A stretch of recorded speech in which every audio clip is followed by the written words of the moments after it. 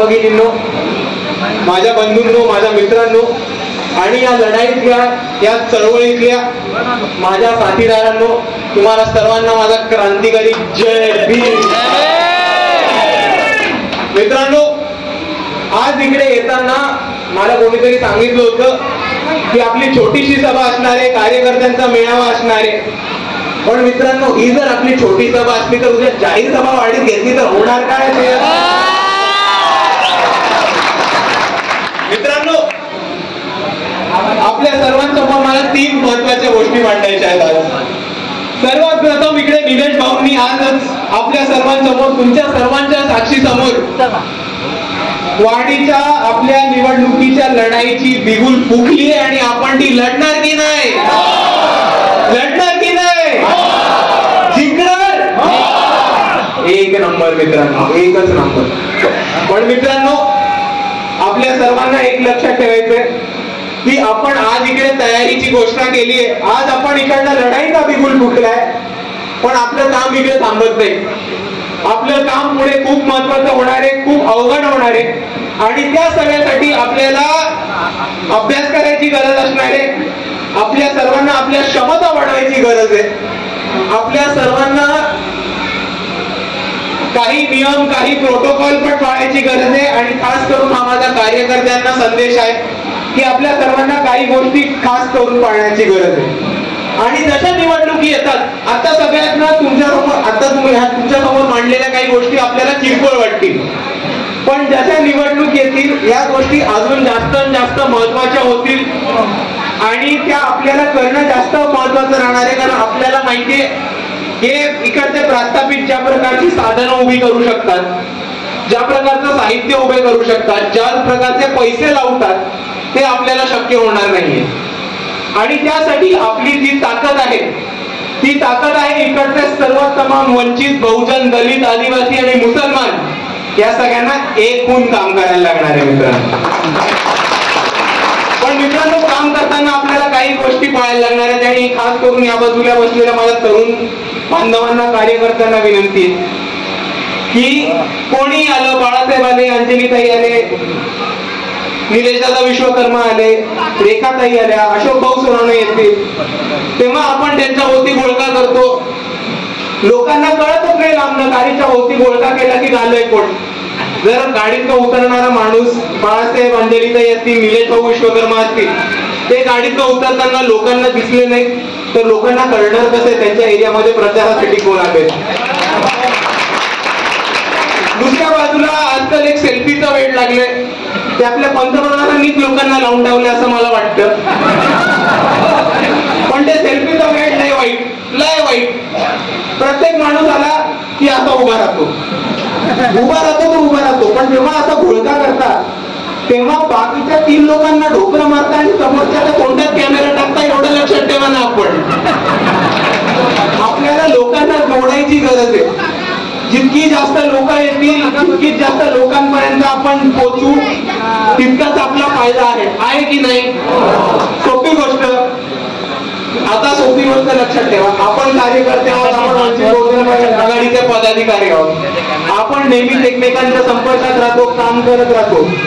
पण जेव्हा बाळासाहेब येतील, जेव्हा अंजलीताई येतील, जेव्हा रेखाताई येतील, जेव्हा निलेश भाऊ येतील, जेव्हा अशोक भाऊ येतील, तेव्हा आपलं काम काय राहतं, आपलं कर्तव्य काय राहतं कार्यकर्ता म्हणून, की लोकांपर्यंत त्यांना पोहोचवायला पाहिजे, शेवटच्या माणसांपर्यंत पोहोचवायला पाहिजे. आणि जो माणूस वंचित बहुजन आघाडी बरोबर नाहीये, जो माणूस वंचित बहुजन आघाडी बरोबर जुडला नाहीये, जो माणूस पक्षाबरोबर जुडला नाहीये, त्याला आपण आपल्या नेत्याला कसं भेटवता येईल आणि त्याला पक्षाला कसं जोडता येईल, हे आपलं सर्वात प्रथम कारण राहिलं पाहिजे. आणि हाच आपला विचार असला पाहिजे, ना की मी कसा सत्कार करेन, मी स्टेजवरती कुठनं घुसेन, मी कसा सेल्फी काढेन, स्टेटसला काय ठेवेन, या सगळ्या दुय्यम गोष्टी आहेत.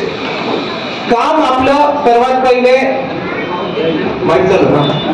काम आपलं सर्वात पहिले पक्षाचा प्रचार प्रसार, बाळासाहेबांचा संदेश, बाबासाहेबांची शिकवण, बाबासाहेबांचा मार्ग हा शेवटच्या माणसापर्यंत घेऊन जाणं हेच आपलं काम राहतं आणि तेच वंचित बहुजन आघाडीच्या कार्यकर्त्यांकडनं अपेक्षित आहे. एवढं मी तुमच्या समोर मांडतो मित्रांनो.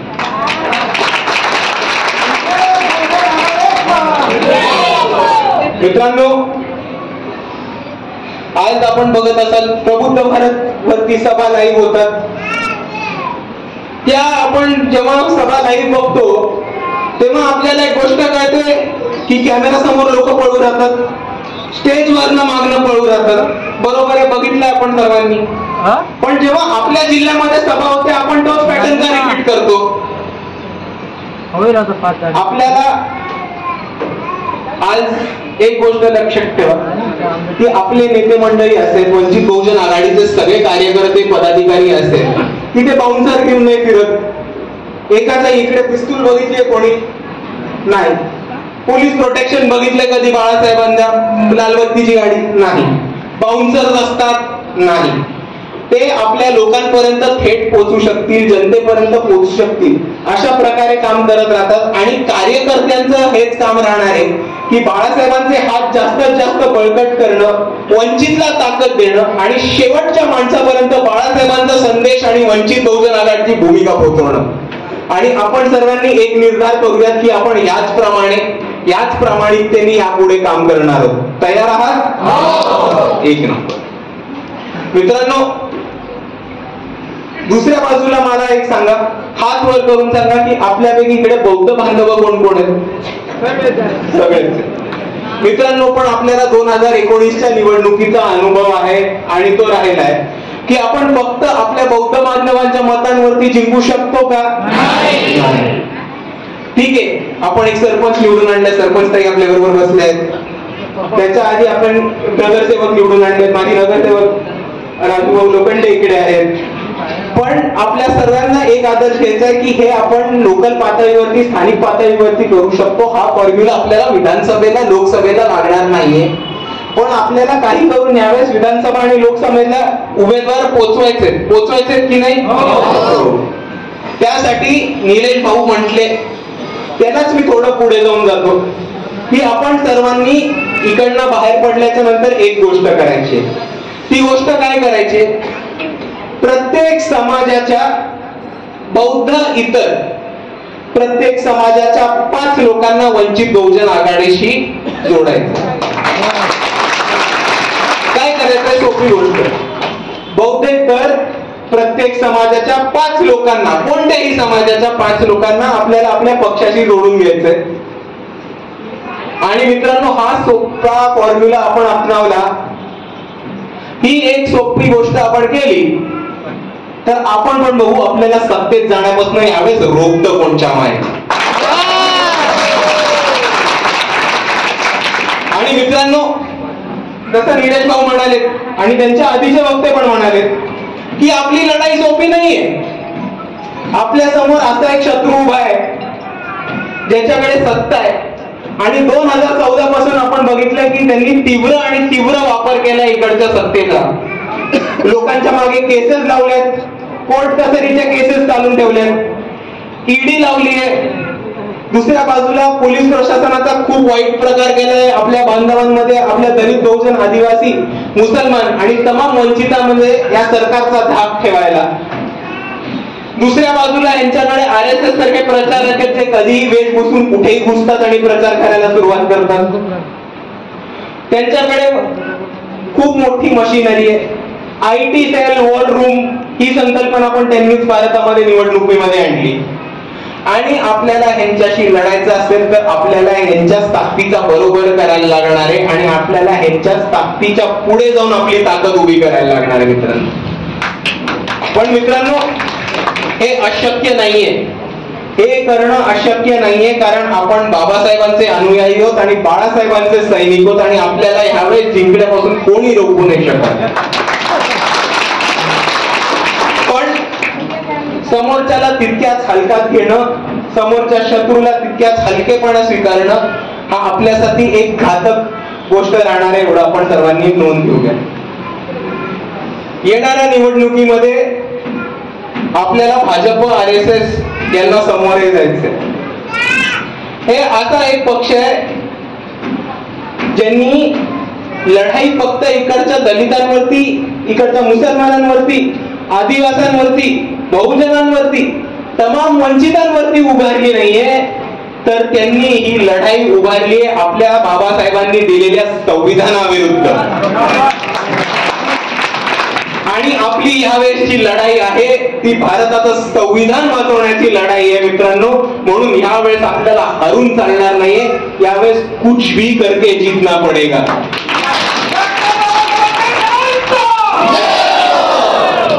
मित्रांनो, आपल्या सर्वांना माहिती असेल जेव्हापासून हे भाजपचं सरकार आले तेव्हापासून दलित बांधवांवरती जो अत्याचार होतोय त्याचं प्रमाण खूप जास्त प्रकारे वाढलंय.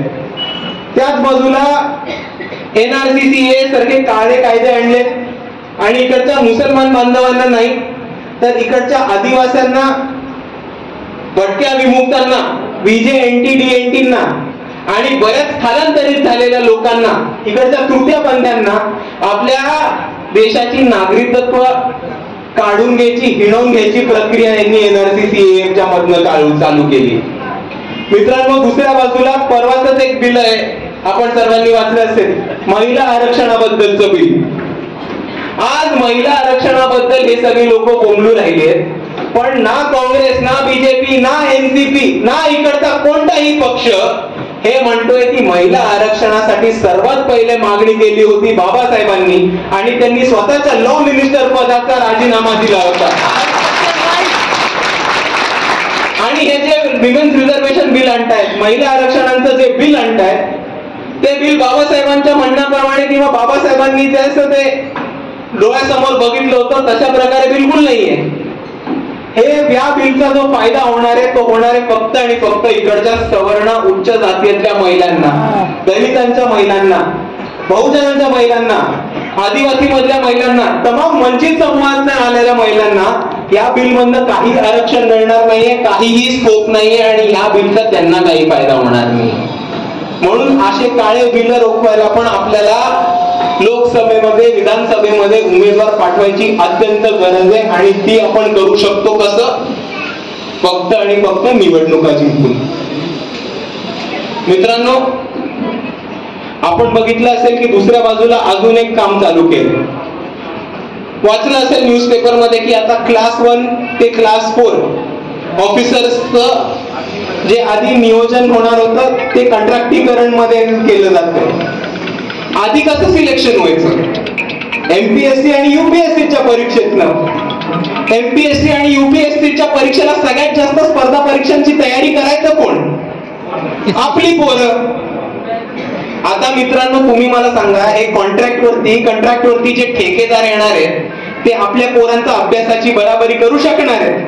नाही. पण आपल्या पोरांना प्रगतीपासून, विकासापासून दूर ठेवायला यांनी काय केलं तर स्पर्धा परीक्षा काढून घेतल्यात आणि कॉन्ट्रॅक्ट सिस्टीम आणली. कॉन्ट्रॅक्ट कोणाला मिळणार आहे? इकडच्या खासदाराच्या मेवण्याला, आमदाराच्या भावाला, नगरसेवकाच्या बापाला. आणि आपली पोरं काय करणार? आपल्याकडनं प्रगती आणि विकासाचे साधन आपल्या हातातनं हिरून घ्यायचा प्रयत्न चालू आहे मित्रांनो, एवढं लक्षात ठेवा. आणि त्याचा मधला प्रश्न की कंत्राटीकरण हे त्यांचं पहिलं हल्ला आहे, त्यांचा खरा निशाणा वेगळा आहे. कंत्राटीकरण तर नुसतं एक झास आहे. त्यांचा खरा हल्ला कोणावर आहे तर त्यांचा खरा हल्ला आरक्षणावरती. कारण मला एक सांगा, कॉन्ट्रॅक्ट मधनं दिलेले जे ठेकेदार आहेत ते आरक्षणामधनं कॉन्ट्रॅक्ट देणार आहेत? नाही. ते ओळखीमधनं देणार आहेत, ते इकडच्या प्रास्ताविकांना कॉन्ट्रॅक्ट देणार आहेत, ते त्यांची स्वतःची सत्ता, भावकी आणि पैसा या 3 गोष्टी टिकून ठेवायला कॉन्ट्रॅक्ट देणार आहेत आणि आपल्या पोरांच्या हाती काही नाही येणार आहे. म्हणून या काळ्या कायद्याचा पण ठामपणे विरोध वंचित बहुजन आघाडी करत. आणि मित्रांनो, जसं मी पहिल्यापासून म्हणतोय की आपल्याला आपला अभ्यास, प्रशिक्षण आणि प्रचार आणि प्रसार या जास्तीत जास्त तीव्र करायला लागणार आहे आणि त्याचा स्कोप वाढवायला लागणार आहे, त्याची क्षमता वाढवायला लागणार आहे ह्याच्यासाठी. कारण जेव्हा आपण लोकांमध्ये जातो तेव्हा आपण बाळासाहेब यांची भूमिका मांडतो, पण ती कधी कधी अर्धवटच मांडतो. आपण काही काही बाळासाहेबांचे वाक्य उचलतो आणि ते समोरच्याला सांगतो. पण मित्रांनो, या बाजूला, दुसऱ्या बाजूला विचार करा की पक्षाने उभे केलेली आंदोलनं पण आपल्याला ठामपणे सगळ्यांसमोर मांडता यायला पाहिजे.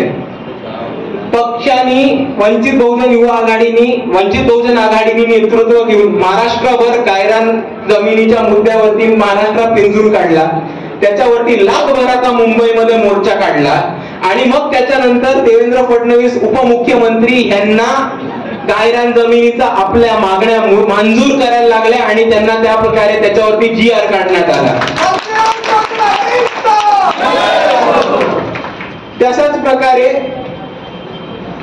आतापर्यंत बाळासाहेब आंबेडकर हे एकटेच नेते जे जालन्याला जाऊन चरंगे पाटील साहेबांना भेटले आणि एकमेव नेते असे ज्यांना चरंगे साहेब पाटील साहेब म्हणाले की मला माहिती ह्या नेत्याकडे फॉर्म्युला आहे, ह्यांच्याकडे आरक्षण आहे आणि हेच आपल्याला पुढे जाऊन आरक्षण मिळवून देऊ शकतात. त्याच प्रकारे वंचित बहुजन आघाडी हा एकमेव पक्ष आहे ज्यांनी ज्या अडाणींनी मोदींना एका बाजूला आणि शरद पवारांना दुसऱ्या बाजूला आपल्या खिशात टाकले, त्या अडाणीच्या ऑफिस वरती मोर्चा काढला आणि जे वाढीव बिलं आली आहेत ती फाडून त्यांना परत दिली आहे. आणि मी म्हणतो मित्रांनो की आपण नुसतं एक भूमिका म्हणून भूमिका नाही घेतो, पण वंचित बहुजन आघाडी हा एकमेव पक्ष जो लोकांच्या प्रश्नांवरती समजून घ्यायचा प्रयत्न करतो, त्यांच्याशी संवाद साधतो आणि त्या प्रश्नांवरती उत्तरं कशी मिळता येतील ह्याच्यासाठी झटपटतो.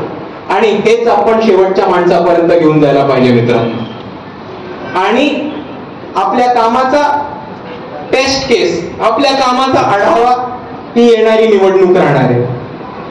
आणि ज्या पद्धतीने आपण काम करतोय, ज्या पद्धतीने आपण लोकांशी पोहोचतोय, लोकांपर्यंत पोहोचतोय, ज्या पद्धतीने आपण लोकांचे प्रश्न हातात घेऊन सोडवतोय, त्या पद्धतीने मला एक गोष्ट ठामपणे दिसते की आपण या येत्या निवडणुकीमध्ये भाजपला उचलून उपटून महाराष्ट्राच्या बाहेर फेकून टाकणार. आणि मित्रांनो आपल्या सर्वांना कळणार पाहिजे की आता इलेक्शनचा काळ जसा जसा जवळ येईल तसा तसा नवीन नवीन प्रकार सुरू होतील. परवाच बाळासाहेब म्हटले की दिवाळीनंतर कत्तल की रात कधी चालू होणार आहे. जसं होतं ना तो डायलॉग, शोले बघितलाय का, कब है होली, तसं आपल्या भारताचे गृहमंत्री आहेत दंगल पेटवणारे एक्सपर्ट अमित शहा, ते पण हात विचारून म्हणत असतील की कब है दिवाळी, कारण मला दंगली पेटवायच्या आता निवडणुकी येणार आहेत. मित्रांनो बाळासाहेब आंबेडकर यांनी एक वक्तव्य केलं होतं, त्याच्यावर्षी निलेश नारायण राणे हे म्हणाले होते की त्यांना चौकशी आयोगाने बाळासाहेब आंबेडकरांना चौकशीसाठी पोलिसांनी बोलवलं पाहिजे आणि चौकशी आयोग बसला पाहिजे.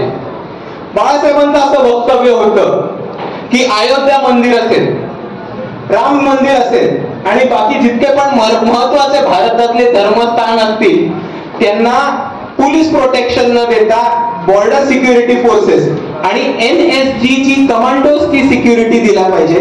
कारण ह्या येत्या काळामध्ये हे भाजपवाले RSS वाले त्या धर्मस्थळावरती काहीतरी ना काहीतरी उपक्रम करून उठपाट करून महाराष्ट्रामध्ये भारतामध्ये दंगलीचं वातावरण उभं करायचा प्रयत्न करणार आहेत. आणि त्याच्यासाठी बाळासाहेब म्हणतात की तिकडे बॉर्डर सिक्युरिटी फोर्सेस आणि NSG ची कमांडोजची सिक्युरिटी द्या, जेणेकरून हे RSS वाले भाजपवाले तेव्हा काही उत्पात नाही करू शकणार. मित्रांनो आणि पद्धत त्याच प्रकारे चालू आहे. एका भाजपच्या फेक एजन्सीनी, न्यूज एजन्सीनी ऑलरेडी बातम्या लावायला पण चालू केल्यात की अयोध्या मंदिरवरती कधीतरी बॉम्ब ब्लास्ट होऊ शकतो. आणि आता आपल्याला ह्यांची रणनीती, ह्यांचा डावपेच 2014 पासून बघत आलोय आणि आपल्याला ह्यांचा डावपेच कळलाय. यावेळेस आपण ह्यांच्या डावपेच मध्ये अडकणार आहोत का? कोणीही दंगलीचं वातावरण घेऊन आलं, कोणी दंगल भडवायचा प्रयत्न केला तर काय करायचं? तिथेच ठोकून वस्तीच्या बाहेर पाठवायचं. आणि मित्रांनो आपल्याला एक गोष्ट लक्षात ठेवली पाहिजे की आपण ज्या समूहाचं प्रतिनिधित्व करतोय, आपण वंचितांचं राजकारण करतोय. आपला हा लढा आहे बाबासाहेबांचं स्वप्न पूर्ण करायचा, तो म्हणजे वंचितांना राजकीय प्रतिनिधित्व मिळवून द्यायचा. म्हणजे जेव्हा बौद्धांचा एक आमदार, एक खासदार, जेव्हा कुणब्यांचा एक खासदार, जेव्हा तेल्यांचा एक खासदार, जेव्हा गोंदांचा एक आमदार, जेव्हा आदिवासींचा एक खासदार, जेव्हा मुसलमानांचा एक खासदार, जेव्हा धनगरांचा एक खासदार, जेव्हा माळ्यांचा एक खासदार, जेव्हा तेल्यांचा एक खासदार, जेव्हा तळकड्यांचा एक खासदार, जेव्हा गोसावींचा एक खासदार, जेव्हा पारध्यांचा एक खासदार या लोकसभेमध्ये, या विधानसभेमध्ये पोहोचतील आणि ते स्वतःच्या समाजासाठी, स्वतःच्या लोकांसाठी कायदा आणि कानून बनवतील, तेव्हाच या देशाचा खरी प्रगती होऊ शकते आणि वंचितांचा विकास होऊ शकतो. इकडचे सवर्ण, इकडचे प्रस्थापित, इकडचे उच्च जातीय, उच्च वर्गीय लोक, इकडचे पामटे आपला विकास करू शकणार नाहीयेत. आपल्यालाच आपला विकास करायला लागणार आहे. म्हणून वंचित बहुजन आघाडीचा एकच धोरण राहतो, तो म्हणजे आपण सारे वंचित एक होऊ आणि सत्ता आपल्या हाती घेऊ. आपल्याला भीक नको सत्तेची, आपल्याला सत्ता हवी हक्काची. आणि मित्रांनो, याच पद्धतीने आपण काम करणार आहोत. पण लक्षात ठेवा की आपली लढाई सोपी नाहीये आणि आपल्याला शत्रू एक नाहीयेत, आपल्याला शत्रू दुश्मन अनेक आहेत. एका बाजूला आपण या भाजपवाल्यांशी लढतो, अर्ध्या चड्डीवाल्यांशी लढतो, धारकऱ्यांशी लढतो, मनुवाद्यांशी लढतो.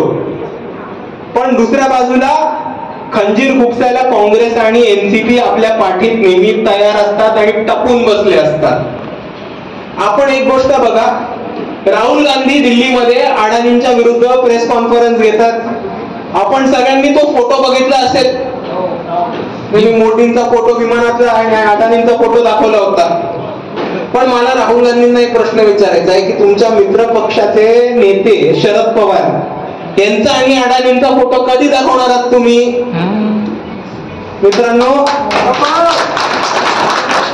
मित्रांनो, एक गोष्ट लक्षात ठेवा की आज इंडिया आघाडीचे एक पक्ष अडाणी विरुद्ध आंदोलन करतो, अडाणी विरुद्ध भूमिका घेतो आणि इंडिया अलायन्सचा दुसराच मित्र पक्ष अडाणींच्या प्लांटच्या उद्घाटनाला जातो गुजरातला. तेव्हा काय अर्थ काढायचा आहे आपण?